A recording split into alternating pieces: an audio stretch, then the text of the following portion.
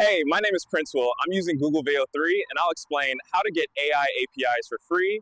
Try before you buy method, GitHub. Yeah, no, this VO3 thing isn't it. Guys, hey guys, it's Principal. I just wanted to use this VO3 just to test out if it'll sound good, but I'm just gonna explain the video myself because that does not look like me. Okay, wait a minute. Let's look at this video. Yeah, because I just got set this now. Maybe this will give VO3 some good light. Let's just watch this video. Let's watch this video. Hello, you need to use GitHub Marketplace.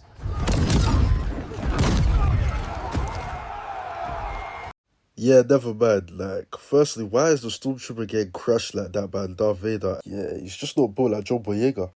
Yeah. Looks like I just have to explain how to do this myself. Okay, cool. So firstly, what you need to do is search up GitHub Marketplace. Oh, I don't know why I said Copilot there. Yeah, guys, it's pre-recorded. But Marketplace, yeah. Wait, what? I don't remember this being part of the recorded. Hold on.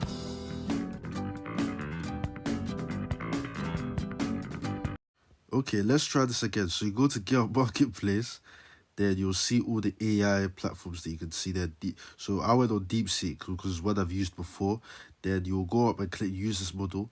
Then obviously there's a production key, but you'll go and click the developer key because that's the one you can use to get for free. So then this is like the try before you buy state. It's like you get to try as a developer, so you can just test if it's working and the limitations it can have. These are some ones I've done before. Like sometimes I've built keys for different purposes. Then you go up and then click generate new token because the token is what can help you get API key.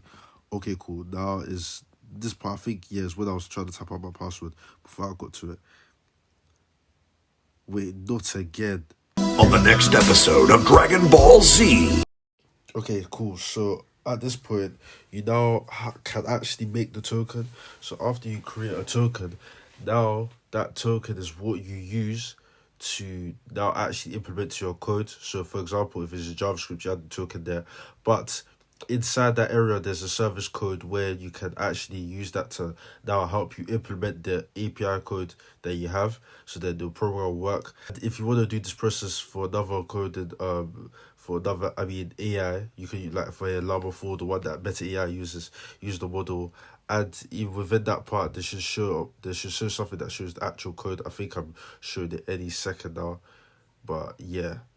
But yeah, guys, that's how you do it. It's very simple and plain. I hope you guys are blessed by this video. So now you can actually continue on with your coding and using AI in your projects.